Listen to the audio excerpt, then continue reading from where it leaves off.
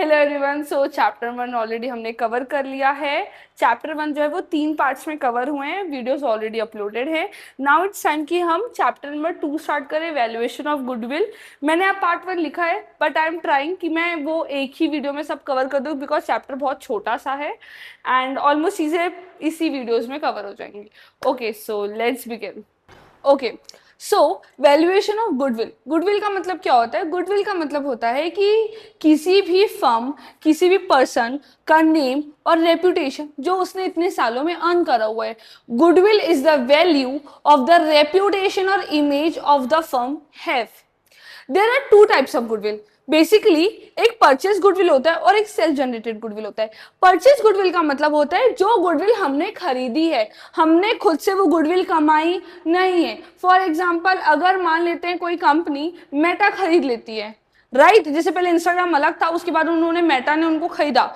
तो अगर कोई मान लेते कंपनी मेटा को ही खरीद ली, ठीक है, गूगल ने मेटा को खरीद लिया, तो वो क्या हो जाएगा? Buying Meta company. तो वो गुडविल गूगल ने खुद जनरेट नहीं करी मेटा की, ठीक है, तो वो हो जाएगी purchase goodwill. Next we have is self generated goodwill. Self generated goodwill का मतलब होता है वो गुडविल जो जीरो लेवल से स्टार्ट हुई है, जैसे ब्लिंकिट हो गया, जोमेटो हो गया। क्लियर है? अब ये तो बस एक थ्योरेटिकल पार्ट था। मेन हमको जो इस चैप्टर में कवर करना है वो ये पार्ट है, methods of valuation of goodwill. Let me clear that for you. ये चैप्टर बहुत इजी है, बहुत अच्छे से, बहुत इजी तरीके से आप कर सकते हैं। 4 मार्क्स का क्वेश्चन फिक्स जाएगा। 4 मार्क्स में वो ऐसे 2 मार्क्स और 1 मार्क्स भी कर सकता है, बट इस पूरा चैप्टर ऑलमोस्ट 4 मार्क्स कवर करता है। सो गुडविल के मेथड ऑफ वैल्यूएशन में 3 मेथड्स होते हैं: average profit method, super profit method and capitalisation of method. Again I am repeating, average profit method, super profit method and capitalisation of method. Average profit method के अंदर 2 methods होते हैं, simple average और weighted average. Simple average profit क्या होता है? As the name suggest, बहुत simple ही है। आपको सिर्फ एवरेज प्रॉफिट का क्या करना है, एवरेज प्रॉफिट कैसे निकलता है वो बता रही हूँ। Total actual profit divide bye given number of years. मतलब आपके पास जितने प्रॉफिट्स दिए होंगे उन सबका टोटल कर लेना है, अगर लॉस दिए तो माइनस कर लेना है, और जितने ईयर्स होंगे उनसे डिवाइड कर लेना है। ये हो गया एवरेज प्रॉफिट निकालना। क्या हमारा चैप्टर एवरेज प्रॉफिट निकालने का है? नहीं, हमारा चैप्टर है गुडविल निकालने का। गुडविल का फॉर्मूला होता है average profit into number of purchase year. What I said? Average profit into number of purchase year. ठीक है, क्वेश्चन में क्या क्या गिवन है? सबसे पहले दिया हुआ है number of purchase year 4। It is a very important information. 4 आपका जो है वो नंबर ऑफ परचेज ईयर है। आगे के डेटाज में दिया हुआ है 5 साल का profit, 2018, 19, 20, 21, 22। As you can see 2022 की इंफॉर्मेशन में 50,000 ब्रैकेट में लिखा है, मतलब वो माइनस में है।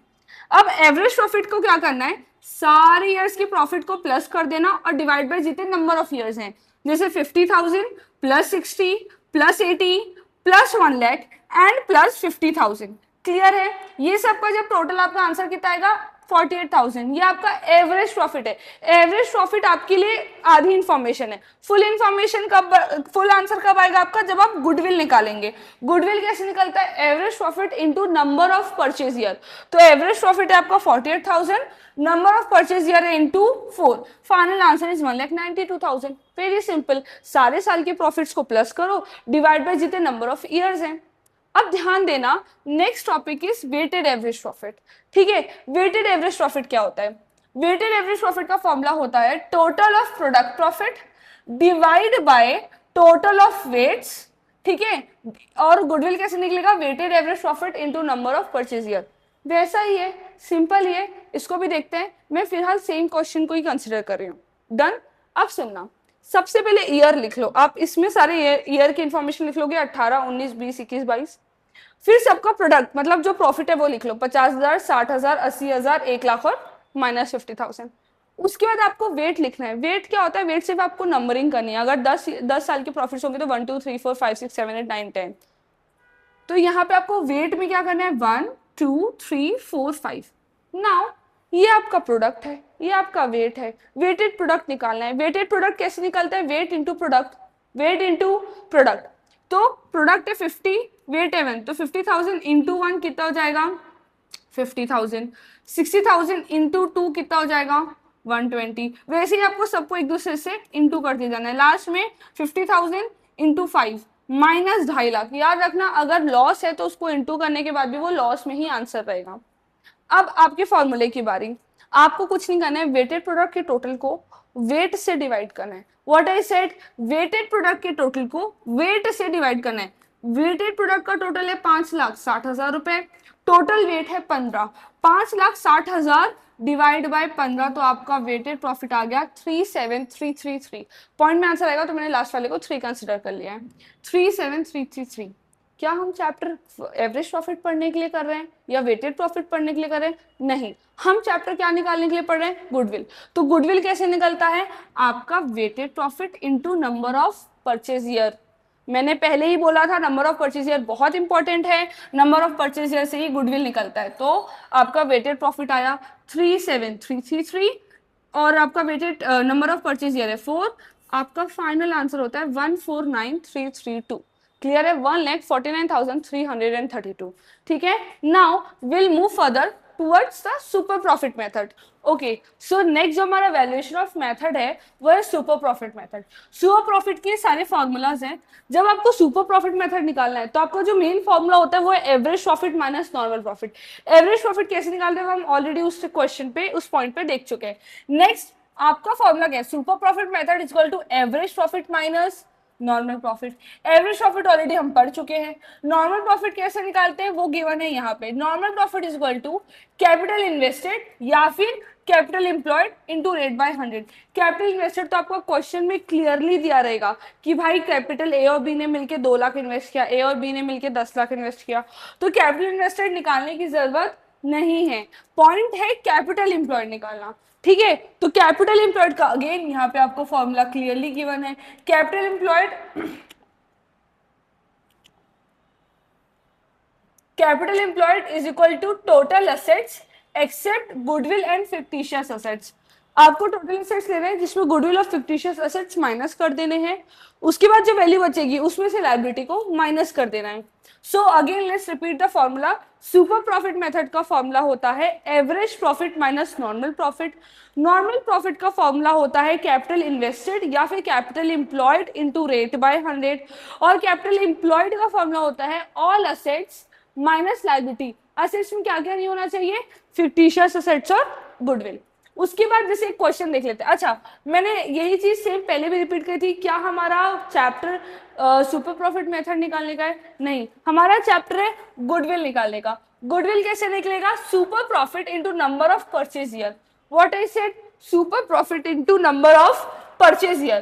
क्वेश्चन देखते हैं। एवरेज प्रॉफिट दिया हुआ है आपको, रेट ऑफ इंटरेस्ट दिया हुआ है आपको, कैपिटल एम्प्लॉयड दिया हुआ है आपको, और 3 इयर्स ऑफ परचेज दिया है। ठीक है, सबसे पहले हमको पता है एवरेज प्रॉफिट दिया है। सुपर प्रॉफिट का फॉर्मूला क्या था? AP minus NP. एनपी हमको कहीं पे भी गिवन नहीं है, तो आप एनपी का फॉर्मूला लगाओ। एनपी का फॉर्मूला क्या होता है? Capital employed into rate by 100। क्या होता है? Capital employed into rate by 100। Capital employed question में गिवन है 45,000, 8 रेट भी दिया हुआ है 8, डिवाइड बाय 100 कर लेंगे, हमारा आंसर क्या आएगा? 3600। मतलब हमारे पास एपी भी गिवन है, हमारे पास एनपी भी गिवन है, तो सुपर प्रॉफिट निकालना तो इजी हो गया। सुपर प्रॉफिट क्या होता है? AP minus NP. Super profit is equal to AP minus NP. 15 जिसमें हमारे पास एपी है 15,250, एनपी है 3600, तो हमारा सुपर प्रॉफिट क्या आ गया? 11,650। क्लियर है? अब आप समझो गुडविल निकालना है, क्योंकि मेन हमको फॉर्मूला सुपर प्रॉफिट निकालने का नहीं है, गुडविल निकालने का है।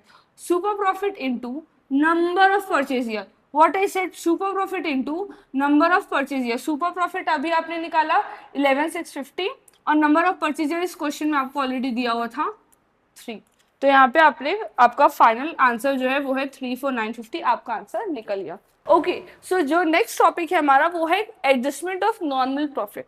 क्लियर है? एडजस्टमेंट ऑफ नॉर्मल प्रॉफिट क्या होता है? बहुत बार आपके क्वेश्चंस में ना आपको ऐसी चीजें दी होती है, जैसे फॉर एग्जांपल हमने कार का एक्सपेंस हमने ट्रेवलिंग एक्सपेंस पे डाल दिया है ना, या फिर हमने मान लेते हैं हमने कोई फिक्स असेट्स बेची बट उसको रिकॉर्ड करना भूल गए, तो इस टाइप की जो भी चीजें होती है या तो वो प्लस होती है या तो वो माइनस होती है, तो उसका एडजस्टमेंट देखते हैं। चलो, सबसे पहले आपको अपना नॉर्मल प्रॉफिट लिख लेना है यहाँ पे, डन है। उसके बाद what you have to do, 5 चीजें आपकी प्लस होंगी। 5 चीजें आपकी प्लस होंगी। क्या क्या? Abnormal loss. What do you mean by abnormal loss? Ma'am loss हमेशा एबनॉर्मल ही होता है, नॉर्मल क्या होता है? देखो सिंपल सी बात है, अगर आप पेट्रोल का काम करते हैं, आप क्रूड ऑयल का काम करते हैं और ऐसी कुछ चीजें करते हैं, आपको पता है कि आपका वो जो सामान है वो इवापोरेट होगा ही होगा, तो आपको पता है वो तो बेसिक लॉस है ही है ना। पेट्रोल पंप पे for example usually daily checks होते हैं, जो डेंसिटी वगैरह आती है, तो उसके लिए मान लेते हैं अगर 4 लीटर पेट्रोल निकाल दे तो वो 4 लीटर तो वेस्ट है, वो तो हमको पता है, वो तो होगा ही होगा। That is known as normal loss. But अगर मान लेते हैं अचानक से आग लग गई, अर्थक्वेक आ गया, that is known as abnormal loss. तो अगर किसी भी तरीके का एबनॉर्मल लॉस है तो वो क्या हो जाएगा? Plus. Next we have is loss on sales of fixed assets. जो भी आपके फिक्स असेट्स है, फर्नीचर, प्लांट, मशीनरी, एसी, वो अगर बिकती हैं और उस पर अगर आपको लॉस होता है तो वो क्या हो जाएगा? प्लस। नेक्स्ट है over valuation of opening stock and under valuation of closing stock. Over valuation of opening stock and under valuation of opening stock में डिफरेंस क्या है? एक तो ओपनिंग क्लोजिंग है।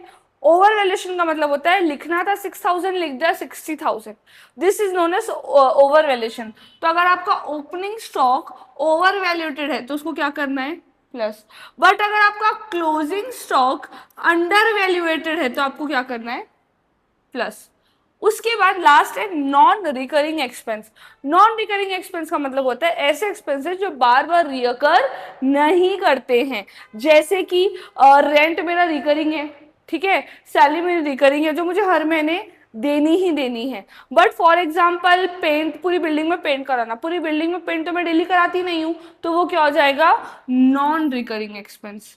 तो ये 5 चीजें आपकी क्या होंगी? Plus. Abnormal loss, loss on sales of fixed assets, over valuation of opening stock, under valuation of closing stock and last non recurring expense. अब लेट्स सी कि माइनस क्या क्या होगा। लेट्स सी कि माइनस क्या क्या होगा। Abnormal gain. Abnormal gain. Abnormal gain मतलब वो ऐसे पैसे जो आपका यूजुअली आप बिजनेस से वो अर्न नहीं करते, बट वो कहीं और से पैसे आ गए। फॉर एग्जांपल मेरा कोचिंग पढ़ाने का बिजनेस है, बट अगर मान लेते हैं मैंने कोई प्रॉपर्टी बेची and I got that amount, तो that is known as abnormal gain. Next है profit on sales of fixed assets. What I said? Profit on sales of fix assets. So अगर आप फिक्स असेट्स बेचते हैं और उस पर आपको प्रॉफिट होता है तो वो माइनस होगा। देखो यहाँ पे loss on sales of fix assets plus था, यहाँ पे profit on sales of fix assets minus है। उसके बाद आपका एबनॉर्मल लॉस प्लस था, यहाँ पे नॉर्मल गेन माइनस है। उसके बाद है income from non trade. Income from non trade का मतलब होता है कि आपका जो ट्रेड डेली का काम नहीं है उसके अलग से अगर आप कोई पैसे कमाते हैं तो वहां से अगर कोई इनकम आएगी, that is known as income from non trade. Clear है? उसके बाद है profit from sales of fixed assets, मैंने बता दिया।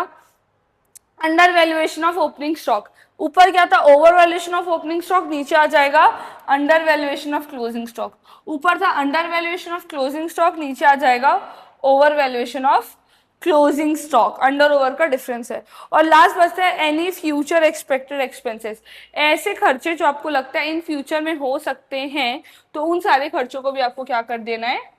माइनस। तो यहाँ पे ऑलमोस्ट वही 6 चीजें माइनस होती है, 5 चीजें प्लस 6 चीजें माइनस। आप ध्यान रखेंगे जब भी आप एवरेज प्रॉफिट कैलकुलेट करें, सुपर प्रॉफिट कैलकुलेट करें, इस टाइप के एक्सपेंसेस अगर कुछ भी गिवन होंगी तो उनको नॉर्मल प्रॉफिट निकालने से पहले प्लस या माइनस कर लें। चलो नाउ लेट्स फोकस कि कैपिटलाइजेशन ऑफ मेथड के अंदर, ठीक है। ओके, सो नेक्स्ट हमारा कैपिटलाइजेशन ऑफ प्रॉफिट, ठीक है। कैपिटलाइजेशन ऑफ प्रॉफिट के 2 तरीके होते हैं निकालने के, capitalisation of average profit and capitalisation of super profit. दोनों के दोनों मतलब कैपिटलाइजेशन ऑफ सुपर प्रॉफिट तो 90% इन्फ्लुएंस है नॉर्मल सुपर प्रॉफिट से, जो हमने से पहले पढ़ा था। Now let's see what is capitalisation of average profit. सबसे पहला स्टेप है कैलकुलेट एवरेज प्रॉफिट। क्या बोला मैंने? Calculate average profit. सबसे पहले आपको एवरेज प्रॉफिट कैलकुलेट करना है, हमको पता है सारे साल का प्रॉफिट को प्लस करो, डिवाइड बाय जितने ईयर से उससे डिवाइड कर दो, आपको क्या जाता है? Average profit. स्टेप 1 हमको आ गया। स्टेप 1 सिंपल है, एवरेज प्रॉफिट कैलकुलेट करने का, कर चुके हैं। आगे बढ़ते स्टेप 2 है find capitalised value. Find capitalised value. Capitalised value कैसे निकलता है? उसका फॉर्मूला दिया है एडजस्टेड एवरेज प्रॉफिट। क्या बोला मैंने? Adjusted average. यहाँ पे थोड़ा सा मिस्टेक हो गया, इसको एवरेज प्रॉफिट लिखना। जो भी आपने स्टेप 1 में एवरेज प्रॉफिट निकाला वो into 100 divide by rate. Simple, जो भी एवरेज प्रॉफिट निकाला इनटू 100 डिवाइड बाय रेट से हमारा क्या निकल जाएगा? Capitalised value. क्या निकल जाएगा? Capitalised value. नेक्स्ट अपना स्टेप 3। स्टेप 3 क्या बोलता है? स्टेप 3 बोलते हैं determine capital employed. Capital employed भी हमने सीख लिया। कैपिटल एम्प्लॉयड के दो फॉर्मूले हमने देखे थे, बट यहाँ पे वाला काम आएगा नेट एसेट निकालने वाला, that is total assets minus total liability. तो हमने स्टेप 3 भी देख लिया। Again I will repeat my self. सबसे पहला स्टेप 1 एवरेज प्रॉफिट निकालो। स्टेप 2 कैपिटलाइज्ड वैल्यू निकालो। कैपिटलाइज्ड वैल्यू कैसे निकालते हैं? Average profit into 100 by rate. Step 3 आपका होता है डिटरमाइन कैपिटल एम्प्लॉयड कैसे निकालते हैं वो, total assets minus total liabilities, उसमें वो गुडविल और फिक्टिशियस असेट्स को माइनस कर देना असेट्स में से। नेक्स्ट है स्टेप 4। स्टेप 4 आपका मेन आंसर स्टेप 4 से आता है। स्टेप 4 है आपकी गुडविल, स्टेप 4 है आपकी गुडविल, और स्टेप 4 कैसे आता है, स्टेप 3 अमाउंट माइनस स्टेप 2, बस सिंपल, स्टेप 3 को आपके स्टेप 2 से माइनस कर देना है, डन है। चलो let's now focus on capitalisation of super profit. Capitalisation of super profit क्या बोलता है, ये तो मतलब कुछ है ही नहीं इसमें, ये एक्जैक्टली वैसे ही है। सबसे पहले आपको सुपर नॉर्मल प्रॉफिट कैलकुलेट करना है, आपने नॉर्मल प्रॉफिट कैलकुलेट कर लिया, फिर आपको सुपर प्रॉफिट कैलकुलेट करना है। सुपर प्रॉफिट हमने पढ़ा था, super profit is equal to average profit minus normal profit, आगे आपका average profit minus normal profit आपने सुपर कर लिया, ये भी वही है, ये भी वही है। कैलकुलेट गुडविल, बस चेंजेस यहाँ है। वहाँ पे गुडविल कैसे कैलकुलेट होता था नॉर्मल सुपर प्रॉफिट में, गुडविल कैसे कैलकुलेट होता है, super profit into number of purchase year, कैसे कैलकुलेट होता है, super profit into number of purchase year. यहाँ पे कैसे कैलकुलेट होता है, super profit into 100 by rate, super profit into 100 by rate, और ये आ गया आपका सुपर प्रॉफिट का आंसर। क्लियर है, चैप्टर बहुत छोटा सा है, 4 मार्क्स का क्वेश्चन आता है, मैंने पहले बता दिया। मेक श्योर करो कि आप ये क्वेश्चन कंप्लीट करो, मेक श्योर करो कि आप ये चैप्टर अच्छे से कवर करो। Thank you.